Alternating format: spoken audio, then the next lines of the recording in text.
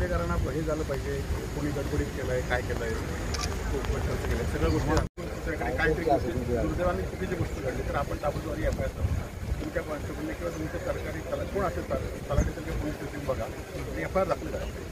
मग काय तपास होईल, मग आम्हाला सांगता येईल आणि मग ते सील करा तुम्ही आणि मग करा. नाही तर काय इथे आता लोकांचं काय म्हणणं आहे ते लोक सांगतील तुम्हाला. आमचं ते म्हणणं आहे की एफ आय आर दाखल करा, मग काय ते बोलते तपास होईल त्याचा कोणी केलं मग ते येतील ना तपासामध्ये.